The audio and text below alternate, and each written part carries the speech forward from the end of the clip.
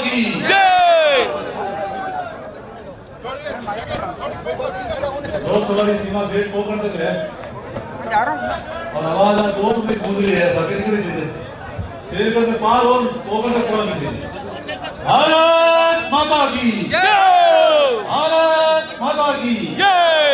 वंदे मातरम। वंदे मातरम। जय जय श्री राम जय जय श्री राम। जय जय श्री राम जय जय श्री राम। श्यावर रामचंद्र भगवान की जय हो। आज के आनंद की जय हो। सबसे पहले मैं सूर्य नगरी की इस पावन और पुण्य धरा को नमन करते हुए इस जोधपुर को हमेशा से ही समृद्धिशाली और खुशहाल रखने वाली जगत जननी जगदम्बा राजराजेश्वरी किले की धनानी मां चामुंडा के चरणों में वंदन करते हुए आज हम सब सौभाग्यशाली हैं और अपने आप को गौरवान्वित महसूस कर रहे हैं कि हमारे देश के यशस्वी प्रधानमंत्री और विश्व के सबसे बड़े नेता परम आदरणीय नरेंद्र मोदी जी और उनकी अगुवाई में 2047 को भारत विश्व गुरु बने, विकसित देश बने, इसी संकल्प को लेकर 2014, 2019 और अब 2024 को फतेह करने के लिए यहाँ आज आप सभी बड़ी संख्या में पधारे हैं। हमारे आदरणीय लोकप्रिय जोधपुर के हृदय सम्राट जन जन के नेता गजेंद्र सिंह जी शेखावत साहब को भारतीय जनता पार्टी ने उन पर विश्वास करके लगातार तीसरी बार जोधपुर संसदीय क्षेत्र से प्रत्याशी बनाया है और आप सब अब लगातार तीसरी बार हैट्रिक बनाने के लिए यहाँ पर बड़ी संख्या में पधारे हैं।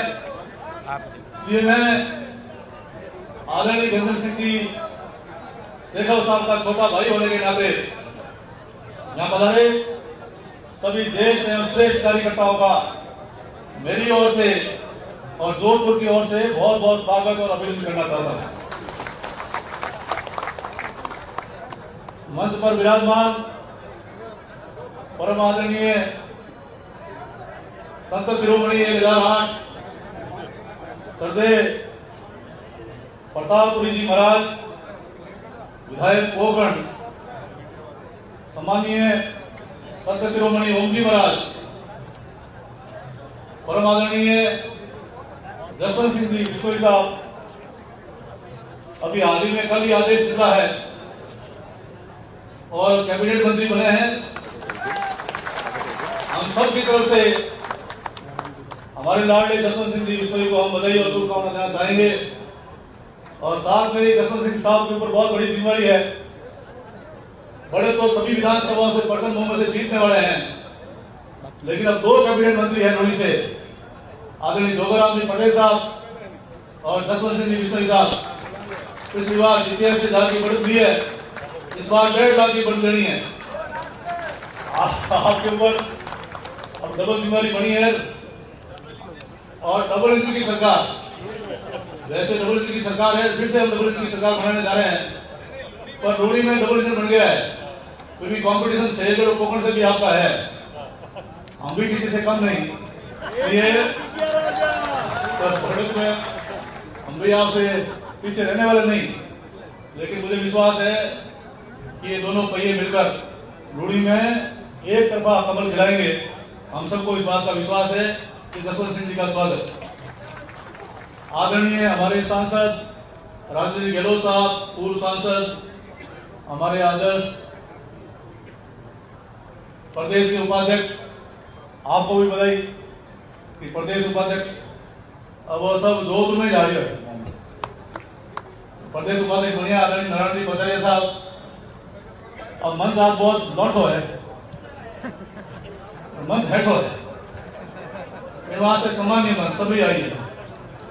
सामान्य मंच गौरवमयी समारोह में विराजमान ज्येष्ठ एवं श्रेष्ठ कार्यकर्ता बंधुओं, दुर्गा स्वरूपा, शक्ति स्वरूपा, हमारी कार्यकर्ता माताएं बहनें, पत्रकार साथियों, नौजवान साथियों, वास्तव में हम सभी कार्यकर्ता सौभाग्यशाली हैं और अपने आप को गौरव महसूस करते हैं कि विश्व की सबसे बड़ी पार्टी के हम कार्यकर्ता हैं, उस पार्टी के हम सदस्य हैं। अकेले हमारे नरेंद्र मोदी जी का सीना 56 इंच का नहीं, प्रत्येक कार्यकर्ता का सीना 56 इंच का है। और मैं समझता हूं वो दिन आज हमें याद आते हैं जब आदरणीय गजेंद्र सिंह जी शेखावत साहब हम विश्वविद्यालय में पढ़ा करते थे। उस समय राम मंदिर का आंदोलन चरम सीमा पे था। यहां पर कार सेवाएं हो रही थी, ज्योति यात्रा निकल रही थी, रथ यात्रा निकल रही थी, शिला का पूजन हो रहा था। ऐसे अनेक कार्यक्रम राम जी के मंदिर को लेकर के हो रहे थे और हमारा एक एक कार्यकर्ता कहता था रामलला हम आएंगे, मंदिर वहीं बनाएंगे। लेकिन कांग्रेस के लोग हमारे ऊपर आरोप लगाते थे कि भारतीय जनता पार्टी के कार्यकर्ता और लोग कहते हैं रामलला हम आएंगे, मंदिर वहीं बनाएंगे, लेकिन तारीख नहीं बताएंगे। इस प्रकार का आरोप लगाते थे। और वो भी समय हमें याद है जब 1990 में पहली बार कार सेवा हुई थी। उस कार सेवा में पूरे हिंदुस्तान में जगह जगह राम भक्तों की गिरफ्तारियां हुई, हमारे कार्यकर्ताओं की गिरफ्तारियां हुई। और उस समय हमें भी रेलवे स्टेशन पर गिरफ्तार किया गया था और 20 दिन सेंट्रल जेल में रहे। उसके बाद में जब 1992 में दूसरी बार राम मंदिर बनाने के लिए अयोध्या में कार सेवा हुई तो सारे कार्यकर्ता निकले, ये दीवाने कहां चले, अयोध्या चले। 1990 में ऐसे नारे लगते थे ये दीवाने कहां चले, जेल चले। तो हंसते हंसते खुशी खुशी जेलों में हम जाते थे। और जब कार सेवा हुई तो कार सेवा में आदरणीय गजेंद्र सिंह जी शेखावत साहब भी थे, हम भी थे। मेरे किसी मित्र ने मुझे एक छायाचित्र भेजा अयोध्या की कार सेवा का। वो छायाचित्र मैंने गजेंद्र सिंह जी को भेजते हुए पूछा कि आप पहचानो इस छायाचित्र में आपके साथ कौन है। तो वास्तव में आपकी याददाश्त की मैं दाद दूंगा कि उन सभी बचपन के मित्रों को आपने पहचाना, मुझे बताया कि इसमें मेघराज जी हैं, इसमें जुगल जी ताबड़िया हैं, इसमें घनश्याम जी बाबू जी संगणी जी हैं, बाबू सिंह आप हो, मोहन सिंह जी भाटी साहब हैं। ऐसे सबके कुछ चित्र में बताए। तो वो एक दृश्य याद आता है जब एक अयोध्या छोटा गांव था, तो 1 महीने बाद रहने का हम सबको अवसर मिला था। और आज 500 वर्षों का वो सपना जो हमारे पूर्वजों ने हमने देखा था, 4 लाख से ज्यादा शहीद हुए थे, कई युद्ध हुए थे, कई लड़ाइयां हुई थी। वर्षों के समर्पण के बाद और कार सेवा में भी हमारे यहीं के महेंद्र नाथ जी अरोड़ा, सेठाराम जी परियार, कोठारी बंधु बीकानेर, जयपुर के, उसमें कई शहीद हुए थे। लेकिन वो बलिदान ऐसे ही नहीं गया। मां भारती के सपूत आदरणीय नरेंद्र मोदी जी को एक अवतार के रूप में प्रभु श्री राम ने माध्यम बनाया और नरेंद्र मोदी जब प्रधानमंत्री बने, आज वो हमारा सपना साकार हुआ। पधारे, उन्होंने वहां पर शिलान्यास किया और शिलान्यास के दिन की तारीख बता दी कि 22 जनवरी को फिर से नरेंद्र मोदी जी पधारेंगे और यहाँ पर प्रभु श्री राम जी को विराजमान करेंगे। वो सपना हमारा साकार हुआ। आज सनातन धर्म की जीत हुई है, पूरा विश्व राममय हो गया। राम भक्ति चारों ओर कर बोल रही है।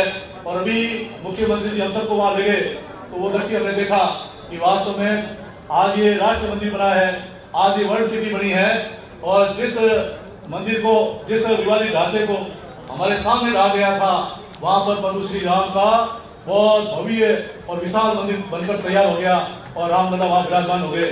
इससे बड़ी बात और कोई नहीं हो सकती। आज मैं कह सकता हूं वो समय था जब उच्चतम न्यायालय में हमारे राम मंदिर का केस चल रहा था और कांग्रेस पार्टी ने एक हलफनामा देकर के ये कहा था कि प्रभु श्री राम और कृष्ण दोनों काल्पनिक है और जो राम सेतु बनाया गया है वो भी काल्पनिक है।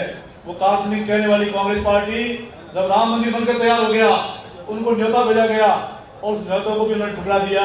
इसलिए मैं कह सकता हूं कि आज जब से प्रभु श्री राम अयोध्या के मंदिर में विराजे हैं, अब एक ही वातावरण है कि जैसा हमारे राष्ट्रपिता आदरणीय महात्मा गांधी जी कहा करते थे, उन्होंने आजादी की जो लड़ाई लड़ी थी, स्वराज, ग्राम स्वराज और राम राज्य की स्थापना की अवधारणा को लेकर के वो आजादी की लड़ाई लड़ी थी। लेकिन ये कांग्रेस पार्टी क्या कर रही है वो आपके सामने है।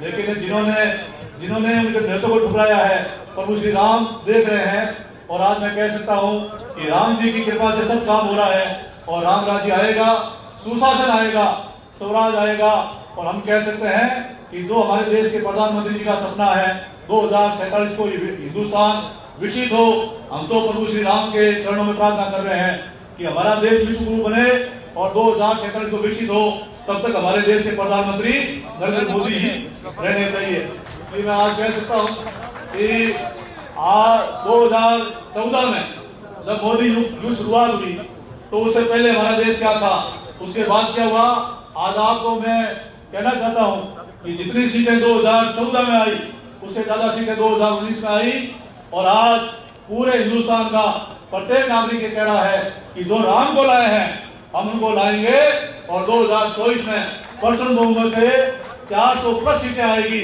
और हिंदुस्तान में तीसरी बार हैट्रिक करते हुए हमारे देश के प्रधानमंत्री नरेंद्र मोदी जी बनेंगे। वास्तव में आज गर्व के साथ कहते हैं कभी हिंदुस्तान के प्रधानमंत्री को न्योता नहीं मिलता था, आज राम जी का मंदिर हिंदुस्तान में बनाया, आबू दुबई में भी लक्ष्मीनारायण जी का मंदिर, हमारे देवी देवता के मंदिर बने हैं, विदेशों में भी मंदिर बन रहे हैं। हमारे सनातन धर्म को आज पूरा विश्व स्वीकार कर रहा है। ये करिश्मा अगर किसी का है तो नरेंद्र मोदी जी का है। आज मैं कह सकता हूं कि 2014 से पहले जो हमारा हिंदुस्तान पिछड़ा था वो विकासशील श्रेणी में आगे खड़ा हो गया और आज आप सब महसूस कर रहे हैं कि विश्व की जो सबसे बड़ी 20 अर्थव्यवस्था देश है उनकी अध्यक्षता और अगुवाई कोई कर रहा है तो हमारा हिंदुस्तान, हमारे प्रधानमंत्री नरेंद्र मोदी कर रहे हैं। हम चांद पे पहुंचे। आज मैं कह सकता हूं आप लोगों ने देखा होगा कि जब यूक्रेन और रूस की लड़ाई हुई उस समय यूक्रेन के अंदर हमारे हिंदुस्तान के 25,600 विद्यार्थी पढ़ रहे थे। सभी अभिभावकों को चिंता थी कि मेरे बेटे का क्या होगा, मेरे बच्चे का क्या होगा। उस समय मारवाड़ी में अबकी में आगे वही मिनट संकट में हमारे साथ हमारे देश के प्रधानमंत्री जी खड़े हो गए और 2 टुक शब्दों में रूस को और यूक्रेन को चेतावनी दी कि मेरे विद्यार्थी सकुशल हिंदुस्तान लौटने चाहिए। आज मैं कह सकता हूं कि उस समय रूस और यूक्रेन की टोपें नीचे हो गई, बंदूकें झुक गई और तिरंगा ऑपरेशन हुआ और तिरंगा ऑपरेशन घोषणा हुई कि जो तिरंगा लेकर निकलेगा वो सकुशल अपने देश को लौटेगा। वास्तव में वहां पर तिरंगा लेकर हमारे विद्यार्थी निकले और सकुशल हिंदुस्तान लौटे। हिंदुस्तान ही नहीं लौटे, जो तिरंगा लेकर निकले थे उनकी आड़ में दूसरे देशों के भी विद्यार्थी उन तिरंगों के साथ रवाना हुए और हिंदुस्तान की वजह से वो भी सकुशल अपने देश को लौटे। इससे बड़ा गर्व की बात और क्या हो सकती है। आज कोई पंचायत ही पूरे विश्व की कर रहे हैं, हमारे देश के प्रधानमंत्री कर रहे हैं। इसलिए मैं कार्यकर्ता बंधुओं आप सबसे यही आग्रह करना चाहता हूं कि आज एक ही बात है कि अर्जुन का जो लक्ष्य था वो हमारा सबका लक्ष्य है। अर्जुन का लक्ष्य आंख में निशानी लगाना था और हमारा अर्जुन वाला जो निशाना है वो प्रधानमंत्री जी का सिंहासन है। प्रधानमंत्री जी के सिंहासन पर कोई बैठे तो देश के प्रधानमंत्री नरेंद्र मोदी जी बैठे, जो हमारे देश का गौरव है। उनको प्रधानमंत्री बनाने के लिए आपको पूरी मजबूती के साथ खड़े होना है और मजबूती के साथ लगना है, दिन रात एक करना है और एक एक विधानसभा क्षेत्र से प्रचंड बहुमत से हम जीते हैं। सीटें हमारी बढ़ रही है, संख्या हमारी बढ़ रही है, तो विधानसभा क्षेत्रों में हमारी बढ़त और बढ़नी चाहिए। और हमें तो खुशी इस बात की है कि हमारे लोग लाडले आदरणीय गजेंद्र सिंह जी शेखावत साहब ने एक जोधपुर के लिए अपना पूरा योगदान दिया है, कोई कोर कसर बाकी रखी नहीं है। और आप सब इस बात को महसूस करते हैं कि आदरणीय जसवंत सिंह जी जसोल साहब टॉप 3 में बैठे थे और आज हिंदुस्तान में टॉप 5 में कोई बैठते हैं तो आदरणीय गजेंद्र सिंह जी शेखावत बैठते हैं। इसलिए हमें हमारे नेता पर गर्व है।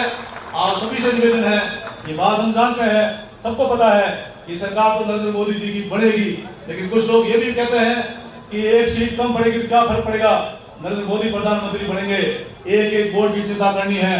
एक वोट से आदरणीय अटल बिहारी वाजपेयी साहब की सरकार चली गई थी, एक वोट से सीपी जोशी आ गए थे जो मुख्यमंत्री के दावेदार थे। कहीं एक वोट की कसर से हम 2/3 बहुमत से पीछे नहीं रह जाएं।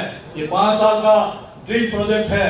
हमारा सपना है कि हम विश्व गुरु भी बनेंगे और हमें और भी आगे आप देखना, आप लोग विचार नहीं कर सकते, ऐसे ऐसे 5 साल में काम होंगे और विश्व विजेता हम बनेंगे, विश्व गुरु हम बनेंगे। इसलिए 5 साल नरेंद्र मोदी का लाना और एक एक सीट की चिंता करना हम सब कार्यकर्ताओं के लिए, हम सब कार्यकर्ताओं को जरूरी है।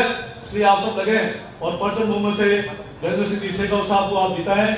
मेरा आप सबके चरणों में एक ही आग्रह है कि आप सब महसूस कर रहे हैं कि पहली बार भी आप 2014 में जीते और किसान कृषि राज्य मंत्री बन गए, दूसरी बार उनके ऊपर भरोसा किया और हिंदुस्तान में प्रत्येक घर में पानी पहुंचाने के लिए आपको कैबिनेट मंत्री का दर्जा देते हुए जल शक्ति मंत्रालय दिया गया। अब मैं महसूस कर रहा हूं कि लगातार हैट्रिक करेंगे, तीसरी बार जीतेंगे। अब तो शायद गृह मंत्रालय से कम क्या लेंगे, कोई मंत्रालय अच्छा ही मिलने वाला है। इसलिए अब अच्छा मंत्रालय मिले, इसके लिए हमारी जिम्मेदारी बढ़ जाती है और गजेंद्र सिंह जी शेखावत साहब को आप भारी बहुमत से जितने से ज्यादा जिता के जाएंगे, अच्छा होता मिलेगा। ये मैं आप सबसे निवेदन करना चाहता हूँ। आप सब तैयार हो? भारत माता की, भारत माता की कमर कसिए, आगे बढ़िए, आगे बढ़ो और आगे बढ़कर विजयश्री को आह्वान करें। इन्हीं शुभकामनाएं साथ आप सब ने आज बड़े जोश के साथ, जो जोश है वो बरकरार है और विजयश्री हमारे चरण चूमे। बहुत बहुत धन्यवाद। जय हिंद, जय भारत माता। आदरणीय गजेंद्र सिंह जी को अग्नि बधाई देते हुए मेरी वाणी विराम दूंगा। भारत माता की।